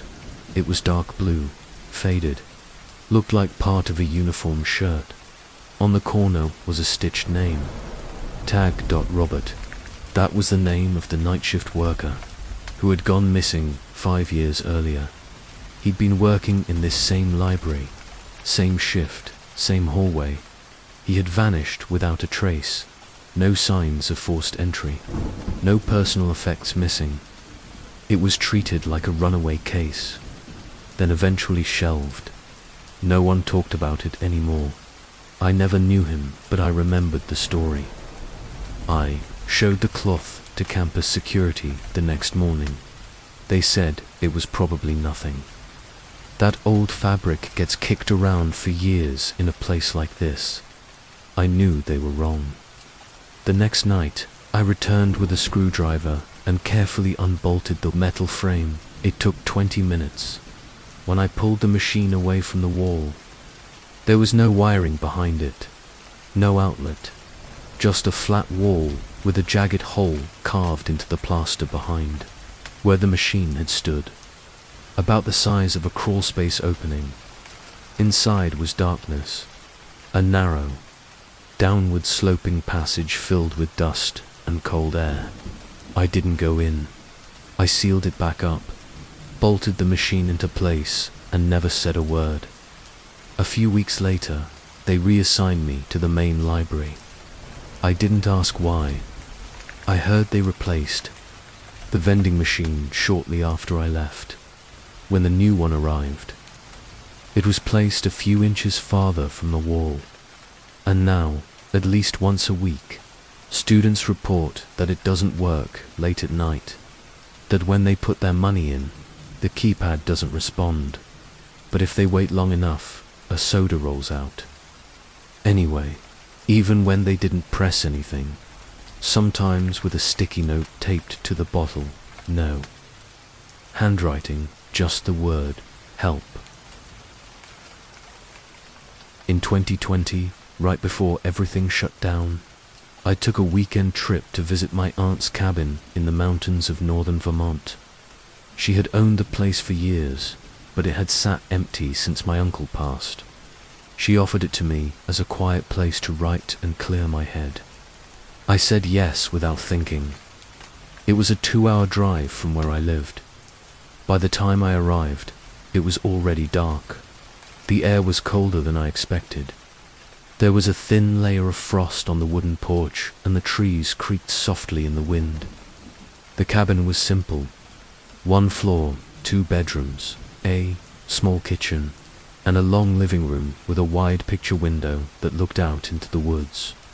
The view was beautiful in the daytime, but at night, that window felt like a screen into something else entirely. A mirror, it didn't show anything but the reflection of the room and me the first night. I set my bag down, lit the wood stove, and made tea. I didn't have cell service, no Wi-Fi, no distractions, just the sound of the wind outside and the occasional groan of the wood expanding in the heat. Around midnight, I sat in the armchair by the window with my tea and a book, but I couldn't focus. Something about that reflection kept pulling my eyes. I wasn't imagining things. There was something wrong with it. It was subtle, barely noticeable, but the reflection was delayed. When I raised my cup, the reflection followed a half-second later. When I blinked, the image stared back just a moment too long. I stood up and walked toward the glass. Up close, the surface looked normal. No smudges, no warping, but when I stepped back again, I noticed something else. The reflection of the room behind me didn't match. The lamp near the hallway was turned off in real life. In the reflection, it was on and flickering. I turned around quickly. Dark, no light, no flicker. I looked back at the window. The lamp in the reflection was now steady, fully lit. I didn't sleep well that night. The next morning, I tried to shake it off. Old cabin, old glass. Maybe I was tired, but the feeling didn't go away. Every time I looked at that window, something was off. Reflections lagging, objects changing. One night, I caught the reflection of the bedroom door opening. I turned around, expecting to see someone there, but it was closed. When I looked back, the door in the reflection was wide open. The next night, I saw myself standing in the reflection while I was still sitting. 2 versions of me, one seated, one watching. That was the night I decided to cover the window. I didn't have curtains, so I grabbed a blanket from the bedroom and pinned it over the glass with a few nails. It didn't help. The next morning, the blanket was on the floor, the nails removed and lined up neatly on the windowsill. That was the first time I heard the knocking. 3 soft taps on the glass. Not frantic, almost polite, like something was asking to come in. I stayed in the bedroom the rest of the night. The knocking came. Again at 2:14 a.m. then again the next night, always at the same time. Eventually, I stopped lighting the stove, stopped going into the living room altogether. I waited for the sun to rise and only moved around in daylight. My last night in the cabin, I woke up at 2:13 without needing an alarm. I didn't want to check the window. I stayed in bed, holding my breath. When the knocking came, it wasn't soft. It was hard, deliberate, and followed by a whisper. Not outside. Inside the room, behind me. I turned and saw the reflection in the glass of the bedroom. Mirror, the window in the living room, uncovered, wide open, and someone climbing through. Not me, something. Wearing my face, but its eyes were too wide. Its mouth just slightly parted, like it was learning how to breathe. I ran, grabbed my bag and keys, and didn't look back. When I told my aunt what happened, she didn't act surprised. She just said the cabin had been acting strange since my uncle died, that he had spent hours staring into that window near the end, talking to it, listening. I never went back, but sometimes, when I catch my own reflection in a glass door or a darkened screen, I wait to see if it moves with me, or if it moves first. When I first moved to Claiborne County, I wasn't looking for peace. I wasn't looking for healing or simplicity or any of those things people pretend to seek when they disappear into the countryside. I was looking to vanish. That's it, just slip into the folds of somewhere quiet where no one asked questions and no one expected answers. The house I found wasn't even on the market. It had been sitting there for years, abandoned and forgotten, at the end of a gravel road that didn't appear on most maps. I heard about it from a gas station clerk who said his cousin used to party out there in the 80s before the place went dark. I asked if it was for sale, and he laughed. Told me if I had the guts to sleep there a few nights, it was probably mine by default. I paid a guy $200 to cut down the weeds that had swallowed the front steps and boarded up the broken windows. Inside, the house smelled like rotting books and mouse droppings, but under the dust and mold was the skeleton of something sturdy. Heavy beams, stone fireplace, cold running water. It didn't take long to settle in. I had electricity rigged. Up from a nearby line, brought in a mattress and a used fridge, and kept to myself. The land around me was thick with pine and maple, and the closest neighbor lived nearly 3 miles away. I could go days without hearing another voice. There was a calm to it. Not peace, exactly. More like silence, with weight to it, as if the trees and hills had long since learned to keep their secrets. And I liked that, until I found the well. It was a week into my stay when I discovered it. I was walking the perimeter of the property, trying to get a sense of where my land ended and the woods began, when I tripped on something buried beneath the leaves. I cleared the debris and found a stone lip about 4 feet across. The well had no roof, no pulley, no rope, just a ring of moss-covered stone and a shaft descending into blackness. I tossed a pebble in and waited. There was no splash, no clatter, just the faintest rush of air, like something exhaling slowly from far below. I told myself it was nothing. An old water source, probably dry. I should have walked away, should have covered it back up and forgotten it, but I didn't.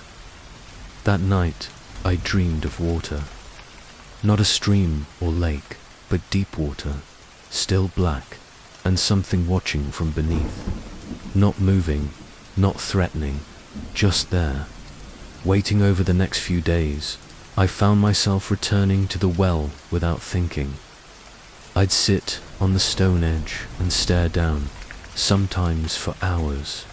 The longer I looked, the more I felt something staring back. One morning, I found footprints around the rim, not mine. Too small, barefoot, as if a child had been walking in circles. Around it, there were no children nearby. I washed the prints away and tried to forget. I even avoided that side of the woods for a while, but the dreams returned, more vivid each time. The still water, the presence beneath, and always that silence, pressing against the inside of my skull like a scream that never came. Then came the voice. The first time I heard it, I was chopping wood behind the house. Mid-swing, I froze. It wasn't loud, just a whisper, like someone calling my name from far away. I turned, expecting to see a hiker or a lost hunter, but there was no one, just the well, visible through the trees. It called again that night, this time from inside the house. I awoke to the sound of my name being spoken in a child's voice, soft, curious. I checked every room. Nothing but the back door was open. The next morning, I walked straight to the well, stared down, and something stared. Back dot, not a shape, not a face, just a knowing. I spoke aloud, asked what it wanted. The air shifted. Leaves rustled, though there was no wind, and I heard a single word rise from the dark. Remember, I backed away slowly. Something in my chest felt hollowed out, like a memory long buried had been pulled loose. But I couldn't name it. The rest of the day passed in a fog. I tried to write it off. Isolation, cabin fever, maybe even sleep paralysis. But I knew better. That night, I dug through the attic, found a box of old papers, yellowed with age. Most of it was junk. Tax records, receipts, but at the bottom was a leather-bound journal. No name, just dates. Inside were entries about the well. Someone else had heard it, felt it, seen it. They wrote of dreams, of voices, of memories that didn't belong to them. The final entry was short. It remembers what we forget. That night, the dreams became something else. Not just water. Faces in the water. Dozens, hundreds. All looking up, eyes open, mouths closed, and among them, my own face. I left the next day, didn't pack much, just what I could fit in my truck. I didn't even lock the door. I drove until I couldn't see trees anymore, until the silence was replaced with the hum of streetlights and strangers. Sometimes I still hear the voice, late at night, beneath the sound of traffic or television, calling my name, reminding me it never needed me to stay. It just needed me to know it was still there, waiting. I bought the property on Birch Hollow Road in early spring, when the snow was still melting and the mud ran deep. The land was cheap, steeped in local law and left unclaimed for decades.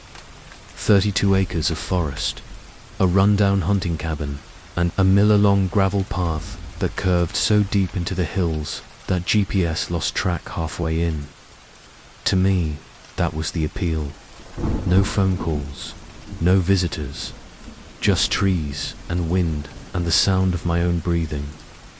The locals were polite when I introduced myself, curious but cautious. They nodded when I said I bought the place out by the hollow, but their eyes lingered a little too long. One old man at the hardware store asked if I was planning to stay the night out there alone. I told him I was. He shook his head and muttered something about ground lights. I thought maybe he meant wildlife. Deer, owls, whatever. The cabin was worse than I expected. Roof half-caved, walls sagging, but the foundation was solid. I spent a week clearing branches and trash from the interior, hauled in a new cot, a propane heater, and enough canned food to last through the month. I wasn't there for comfort.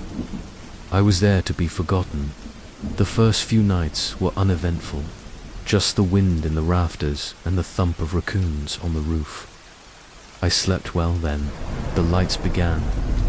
I saw them on the 6th night. I woke up around 2 a.m., unsure why. The cabin was quiet, but something pulled me to the window.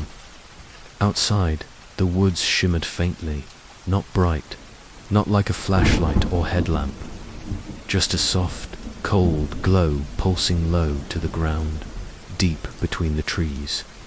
They weren't fireflies. I knew that immediately. They didn't blink. They didn't drift. They stayed in place, flickering slowly, like breath moving through mist. I stepped out onto the porch, holding my breath. The lights didn't move. There were 6 of them, evenly spaced in a rough arc, glowing pale green, almost white dot. And then I heard it, a low hum, not mechanical, not human, more like something alive. A frequency that buzzed through my teeth and chest but never made it to my ears.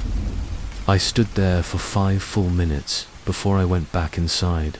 The next morning, I walked to where I saw the lights. There was nothing there, just wet leaves and old roots.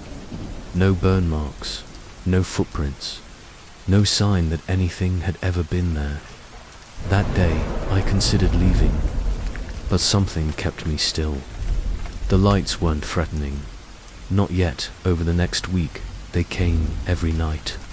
Always at the same time. Always in the same place.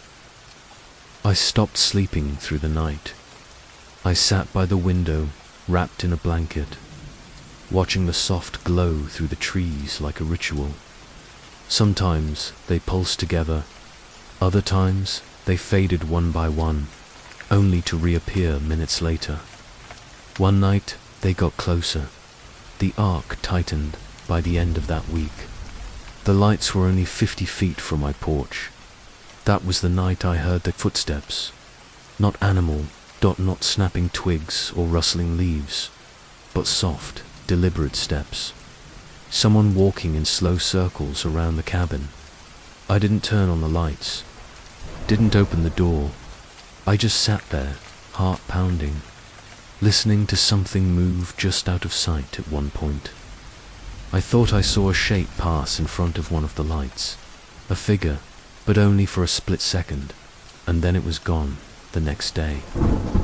I searched the entire clearing. No tracks, no prints, just silence.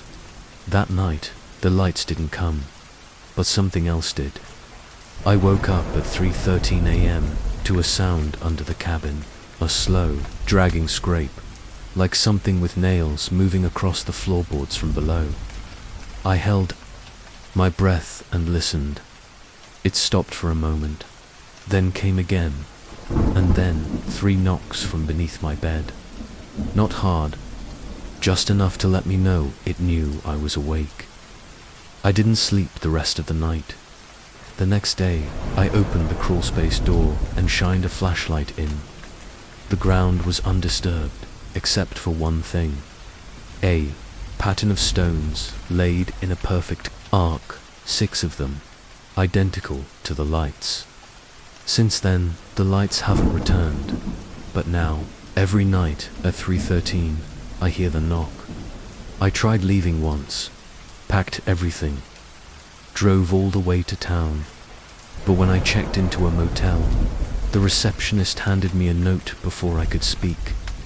It was already folded, Inside it said, "Only this, we see you." I asked who gave it to her. She said no one had, that it had been left at the desk before her shift. I drove back that night. Something is tethered here, or maybe I am. I don't go out after dark now.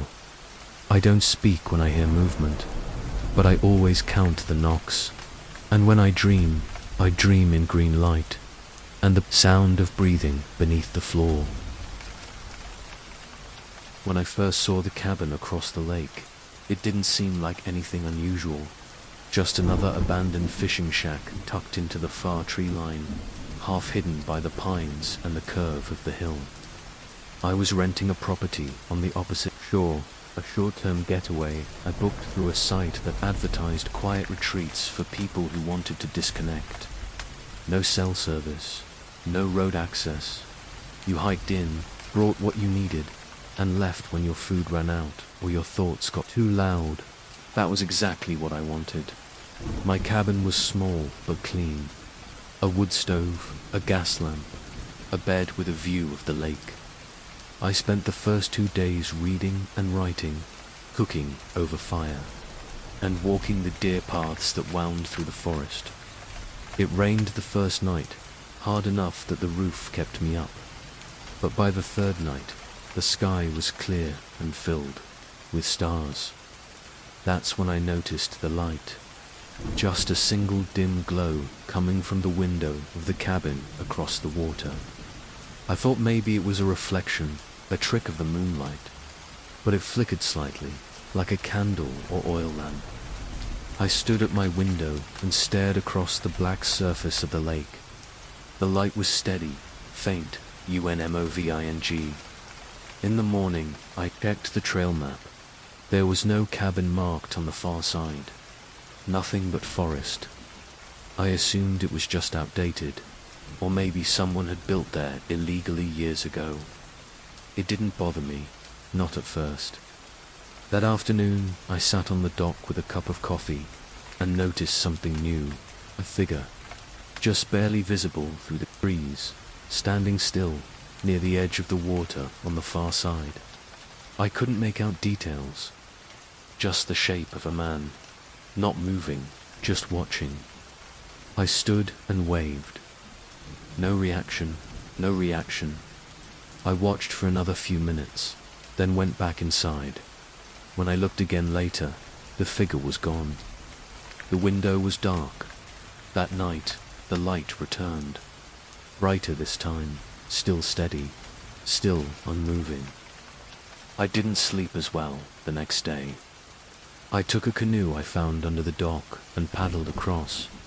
It took longer than I expected. The lake was colder than I thought, and the wind made the water feel thicker. By the time I reached the far bank, the cabin was no longer visible from where I landed. I hiked through brush and mud for nearly 20 minutes before I found it. It old, much older than mine, covered in moss and sagging at the foundation. But the windows were intact. The door was closed, and there was a boot print in the mud leading round the side. I knocked, no answer. I tried the handle, locked. Something about that made me uneasy. If it was abandoned, why would it be locked from the inside? I walked the perimeter and peeked through. One of the side windows, there was a table, a chair, a small bed with neatly folded blankets. On the table, a candle had burned nearly to the base. I didn't stay long. I paddled back and tried to shake it off. Told myself it was probably just another guest, someone who had hiked in and kept to themselves. That night, the light was back, but it wasn't in the window anymore. It was outside, near the water, low to the ground, flickering, and next to Ita shape, kneeling. Still, head turned toward my side of the lake. I didn't go to the dock that night. I locked the cabin door and lay awake, listening to the wind. The following day, the light came back during the afternoon, faint, but visible even in daylight. That night, I heard something brush the side of my cabin. A single knock, not a tree. Branch, not an animal. Knuckles on wood. I stepped outside with a flashlight. There was no one there, but on the dock a set of wet footprints, bare human, leading from the water to the door. I didn't sleep. At sunrise, I packed my things. I hiked back to the ranger station and handed in the keys. The ranger asked if I enjoyed my stay. I told him it was quiet.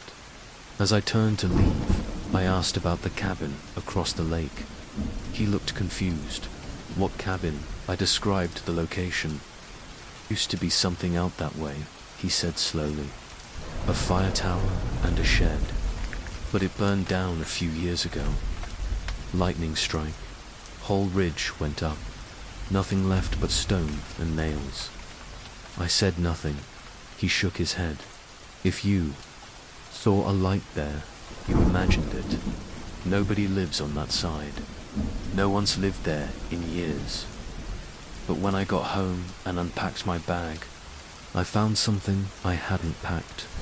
A candle, melted nearly to the base, wrapped in wet cloth. The wick still smelled like smoke, and the inside of my backpack was damp. I haven't returned since, but I still dream of standing on the dock, and the man across the lake, holding a candle, waiting for me to come back, and every time I wake up, my feet are wet. There is a place 2 counties over that no one talks about, not openly at least. It's marked on the oldest maps as Ward Hollow Reservoir, but the locals just call it the Drown. It sits at the end of a narrow mountain road, just beyond where the pavement cracks and turns to gravel. A massive artificial lake, fed by snowmelt and mountain runoff, created sometime in the 1950s to supply the nearby cities with water. But what they don't print in the guides or tourist brochures is this. Before it was a lake, it was a town. A real town, Ward Hollow. Population 312, a church, a schoolhouse, a general store, farms, roads, a cemetery, all of it buried now beneath 60 feet of cold, dark water. I didn't grow up nearby, but my grandfather did. He left when he was young and never went back. But every time we drove through the mountains, he'd tell me the same thing, that lake ain't right. It remembers what shouldn't be remembered. He died in 2019. That same year, I went looking. I was working on a photography series about forgotten towns and abandoned places. The Drown was too perfect.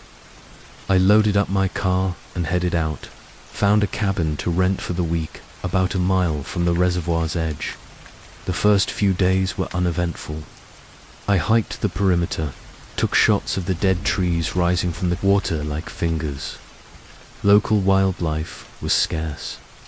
The lake was unusually still. At night, it was so quiet I could hear the buzzing of the power lines behind the cabin. On the 3rd evening, I met a man named Clark. He ran the bait shop in the nearest town. Mid-60s, sun-leathered skin, eyes that didn't blink much. When I told him I was staying near the Drown, he gave me a long stare and said, "You're not planning to swim in it, are you?" I laughed.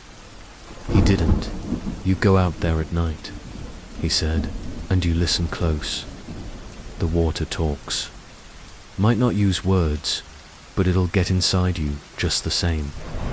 That night, I sat on the dock near my cabin and listened. At first, nothing. Then just before midnight, I heard bells, distant, muffled, like a single chime echoing from beneath the lake. Not loud, but steady. One every few seconds. I recorded it with my phone. In the morning, the sound was gone. My phone said the recording file was corrupted. The next day, I asked a park ranger about the history. He admitted the town had existed, but claimed everything was moved before the flooding. said the cemetery had been relocated, that the church was dismantled, stone by stone. He was lying. I found old documents in the county records office. Plans for the flood, maps. One had red circles on it. 3 buildings that were deprioritized. The chapel, the school, the morgue. That night, I walked down to the lake with a flashlight and a weighted rope. Tied a small camera to the end and lowered it in dot at 20 feet. Visibility dropped at 30, total blackness. But at 38 feet, something caught the light. Stone, mortar, an arch. An arch. At 42 feet, a window, glass intact, stained glass, blue and gold. I pulled the camera back up. The footage was corrupted, just like the recording, but the rope was wet, and it smelled like incense. The next day, I rented a kayak and paddled out to where I had dropped the camera. Used GPS to mark the location. I sat there for hours, just listening. The bells came again, this time clearer, accompanied by voices, a hymn I didn't recognize, sung in unison, slow, reverent. I stayed until dark. When I turned on my headlamp, I saw movement beneath the surface, not fish, figures, slow and pale. Reaching upward, I paddled back in silence. At the dock, something was waiting.